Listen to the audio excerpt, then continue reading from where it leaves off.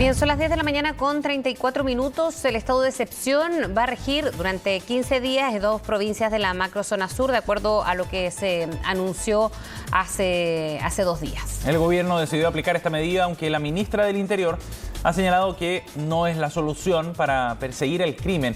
Vamos a conversar de este tema. Estamos en contacto con Cristian Paredes, coordinador de la violencia rural de la macrozona sur de la Fiscalía Nacional. Gracias por el contacto. Buenos días, fiscal. Buenos días, Frecia. Buenos días, Sebastián.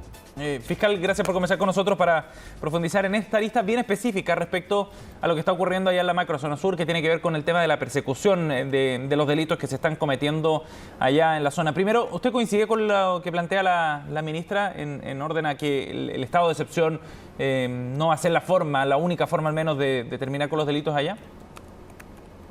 Yo quisiera partir con una reflexión un poco más general.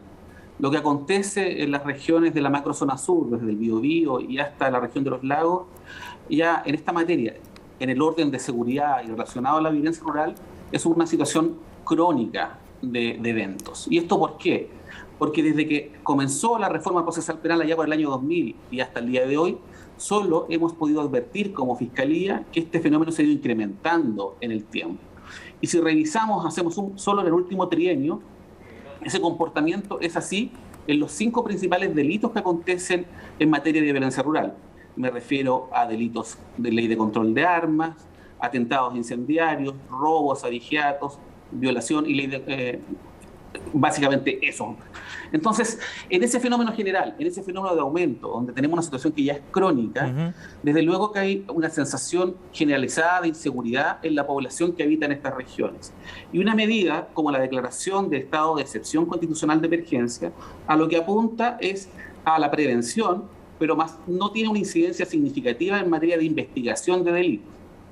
Y eso se ha comprobado, ¿no? Porque ahora muchos dicen que se perdió tiempo en estos 2 meses de no tomar una decisión pronta, pero finalmente hay posturas tan distintas, a veces parecen subjetivas respecto a si han bajado o no los delitos, porque usted dice que están divididos en distintas categorías. De acuerdo a la información que ustedes tienen, ¿qué tanto podría, en los próximos 15 días, que es cuando se va a estar aplicando este estado de excepción fiscal, podrían disminuirse delitos que se cometen habitualmente en la zona? La Unidad de Delitos Violentos de la Fiscalía Nacional ha hecho un levantamiento estadístico de cómo se comportó el fenómeno de violencia rural a propósito de la declaración de estado de excepción el año recién pasado. Recordemos que se declaró en octubre, el día 12 de octubre del año 2021. Y el comportamiento de los delitos tiende a ser complejo, junto con esta tendencia general que da cuenta de lo crónico que resulta, me refiero a la tendencia al alza en general. El comportamiento es más bien disímil en algunas familias de delitos. Porque, por ejemplo, los delitos de incendio aumentaron en el 4º trimestre del año 2021 en un 19%. Esto si los comparamos con igual trimestre del año 2020. Hay un incremento importante. Lo mismo pasa con los delitos de robo, receptación y vigiato. En el periodo que media, ¿no es cierto?, del último trimestre, con declaración de estado de excepción constitucional, estos se incrementan en un 33%. Sin embargo, hay otros delitos que experimentan una baja. Y me refiero con esto a los delitos de ley de control de armas y al delito de usurpación. Lo que nos reflejan estas cifras es que estamos frente a una situación que es de suyo compleja, donde una afirmación genérica tiende a caerse por lo débil que resulta para enfrentar un fenómeno así de complejo. El comportamiento en general, insisto, es al alza, con variaciones en ciertos delitos y también con variaciones en cuanto al comportamiento en determinados días. Porque lo que arrojan las estadísticas es que declarado que sea el estado de excepción, me refiero al 12 de octubre del año pasado, y cada vez que se prorrogaba, en los días inmediatamente siguientes, los delitos de violencia rural tendían a disminuir. Pero a corto andar se producían nuevos incrementos de ilícitos e incluso con pics, con números de ilícitos que se cometían más altos si los comparábamos con el año anterior. O sea, no era totalmente efectivo en disuadir esos eventos tampoco. Claro, tenemos, la información lo que arroja es eso, que hay un efecto disuasivo importante en relación a los primeros días y que luego podemos advertir e inferir que hay una suerte de acomodo, ¿no es cierto?, de adaptación de quienes cometen estos delitos, ya que se incrementan nuevamente y no solo eso, sino que se desplazan. Ya no se acometen en las principales vías de circulación, sino que en zonas más apartadas y de más difícil acceso para la policía. Entonces, aquí hace sentido cuando las críticas vienen de que esto no tendría que ser de forma acotada solo para algunas rutas más estratégicas, quizás más transitadas. A propósito, fiscal, de lo que ocurrió con esta iglesia que se quemó anoche, que quemaron anoche, también maquinaria. Esto fue en otras zonas que no estarían bajo este estado de excepción. ¿Ahí hace sentido estas críticas que debiesen ser más extensos? Sí, más allá que de referirme a las críticas, porque nosotros no nos empece como organismo técnico, doy cuenta de la información que objetivamente arroja, ¿no es cierto?, nuestro levantamiento estadístico para que la autoridad política o incluso la policía adopte las mejores medidas al efecto. Sí, efectivamente, insisto, la información nos indica que, producido que sea la declaración de estado de excepción, en unos primeros días los ilícitos bajan, pero luego hay una tendencia al alza que es mucho más marcada que en periodos en los cuales no hay estado de excepción. Y también es cierto que la información arroja que se desplaza el fenómeno de violencia rural. Ya no se comete en las zonas principales donde hay mayor resguardo, sino que tiende a cometerse mayores delitos en las zonas más alejadas. Y por eso una medida de esta naturaleza debe contemplar esas variables para que sea efectiva y brinde la seguridad que la población requiere. Porque yo recuerdo, sin ir más lejos, que ayer, por ejemplo, el gobernador de la región del Biobío, ¿no es cierto?, Rodrigo Díaz, en este mismo medio señaló que eso contribuía a una sensación de daba alivio y seguridad. Y eso es así. Si uno conversa con los habitantes de las regiones de la macrozona sur, hay una sensación de alivio asociada a estas medidas que debe tener en consideración la autoridad política al momento de disponer, por supuesto. Sí. Fiscal, ¿cuál es la principal dificultad que tienen ustedes, los equipos de la Fiscalía, para poder investigar los delitos que se cometen en la macrozona sur? Yo creo que hay dificultades de diverso orden. La principal es que debemos sincerarnos ya a esta altura del partido. La forma de investigar delitos en zonas rurales es muy disímil, es muy diferente a investigarlos en zonas urbanas.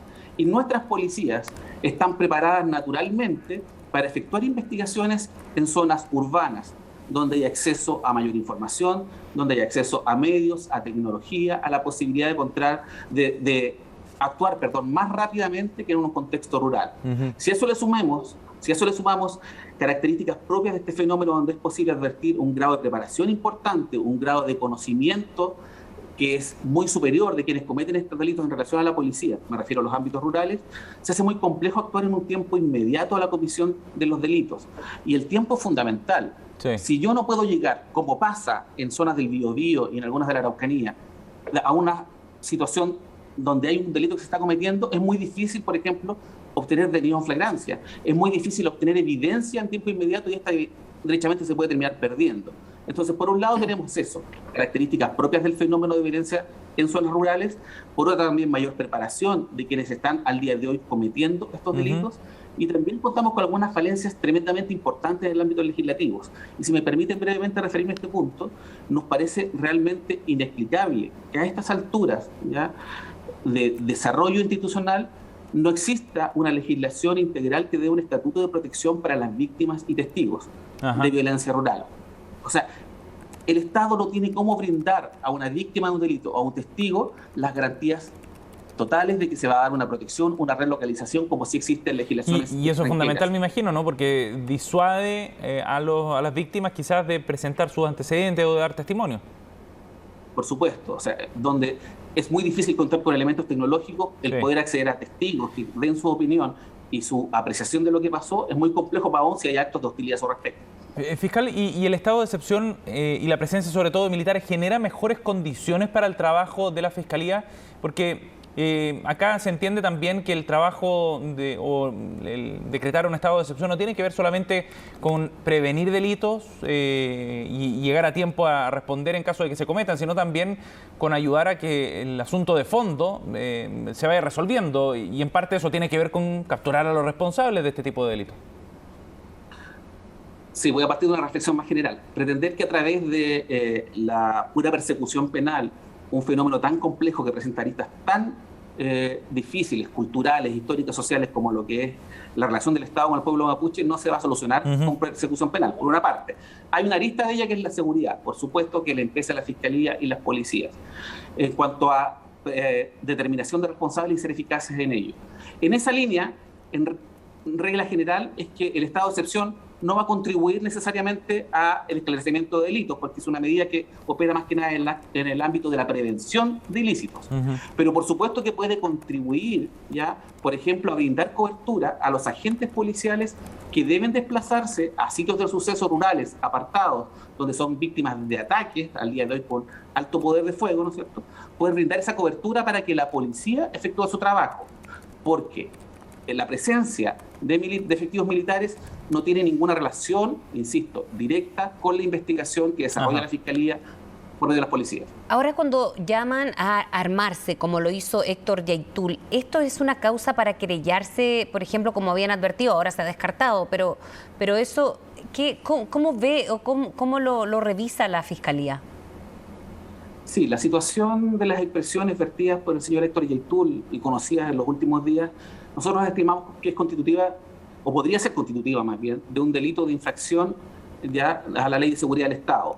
Y la única forma que tiene la Fiscalía de intervenir, de operar en ello y poder investigar y perseguir a él o los responsables es mediando la presentación de una denuncia o querella por parte de la autoridad política. Son ellos los que tienen la llave que nos permite entrar de acuerdo a la legislación vigente para poder investigar un hecho como este. ¿Y cómo? Al día de hoy no existe esa denuncia o querella, hemos escuchado anuncios que no se va a presentar y por tanto debemos atenernos a esa situación. Eso le iba a preguntar, porque lo descarta el subsecretario Monsalve, con quien usted se reunió la semana pasada, y también le queríamos preguntar cómo en algunos alcances de estas reuniones entre fiscales de la zona y también la autoridad de gobierno. Pero en este caso, cuando el subsecretario Monsalve descarta querellarse, pero sí agregar una denuncia a otras, ¿esto de qué manera podría ayudar en una investigación o de qué parte se podría hacer, de qué manera se podría hacer parte de la Fiscalía? O sea, yo en esto no voy a especular, vamos a esperar como Ministerio Público la acción del gobierno en torno a si se presentará, ya no sea una querella, pero por lo menos la denuncia. La denuncia nos permitiría a nosotros investigar este hecho en concreto que ha sido conocimiento del arma pública, por supuesto. ¿Pero no hay una querella ya presentada en contra de Yaitul? Nosotros no tenemos una querella presentada contra el Héctor Yaitul por ilícitos de la Ley de Seguridad del Estado. Ajá.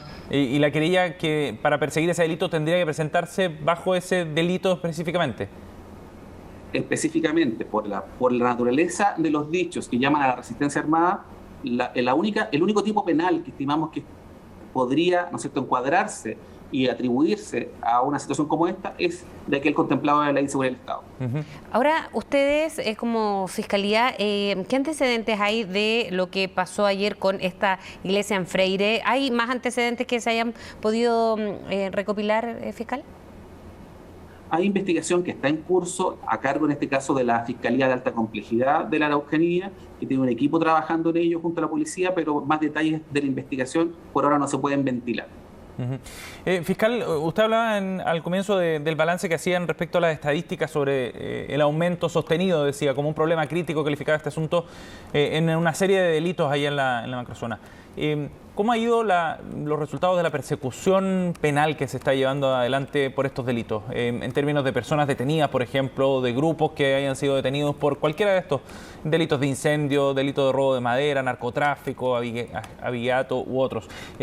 ¿Tienen estadísticas respecto a cómo han evolucionado también en el tiempo los números del trabajo de la Fiscalía?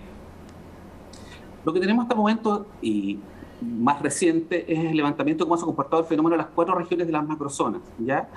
El 80% de los delitos que se han ingresado corresponde a ilícitos de violencia rural que se cometen en la región de la Araucanía. Esto quiere decir que 4 de cada 5 atentados o ilícitos relacionados a violencia rural se cometen en la región de la Araucanía. Luego, un 16% de estos ilícitos acontece en la región del Biobío y particularmente se concentra en la provincia de Arauco y en alguna menor medida también en la provincia del Biobío.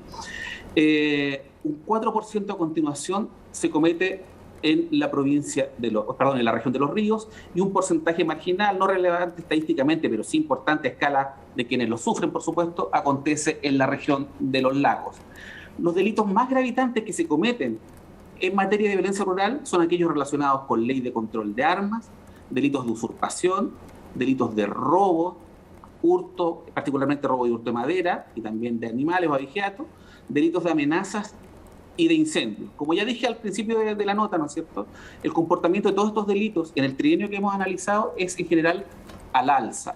La Fiscalía se encuentra realizando un trabajo investigativo, por una parte, a los hechos en concreto, caso a caso, pero también un trabajo coordinado. La Fiscalía de la Araucanía se encuentra trabajando ya hace bastantes años a través de una Fiscalía de alta complejidad, donde lo que se favorece es una investigación más en equipo y no radicada en un fiscal específico para poder favorecer el traspaso de información y de experiencia. La Fiscalía del Biobío también se encuentra trabajando en la misma línea, pero lo más importante y que me interesa recalcar, Sebastián y Fresia, es que hoy en día este trabajo de una región como la Araucanía y otra como el Biobío se encuentra además coordinado entre ellas, porque este fenómeno, quienes están detrás de estos ilícitos, no respetan fronteras, por supuesto, fronteras territoriales. Entonces, hay fenómenos de desplazamiento que hoy en día la información, el trabajo fluido y expedito permite abarcar de mejor manera. Y a eso estamos abocados, favoreciendo la coordinación interna y también tratando de mejorar la coordinación con el gobierno como superior directo de las policías para este fin. Fiscal, lo que nos quedaba pendiente era esta reunión que se tuvieron con el subsecretario Monsalve. ¿Puede hacer un buen balance de eso? Porque fue antes que se tomara la determinación conocida esta semana.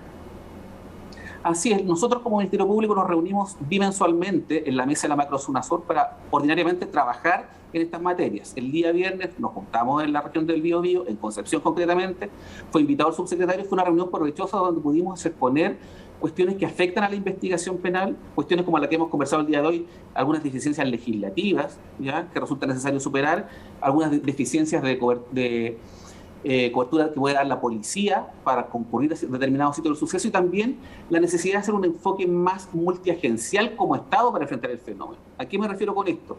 A que no basta, por ejemplo, si queremos investigar robo y hurto de madera y crimen organizado, con que actúe una policía en un lugar determinado, sino que también debe actuar, ojalá, con el apoyo o la asistencia del Servicio de Impuestos Internos. Si lo que estamos investigando es el robo de animales, necesitamos al Servicio Agrícola y Ganadero. Entonces, esa posibilidad de dar un enfoque multiagencial al fenómeno de delincuencia, de violencia rural, es muy importante. Vimos una buena recepción del subsecretario del Interior y que vamos a seguir trabajando, haciendo una propuesta concreta para poder avanzar en esta materia.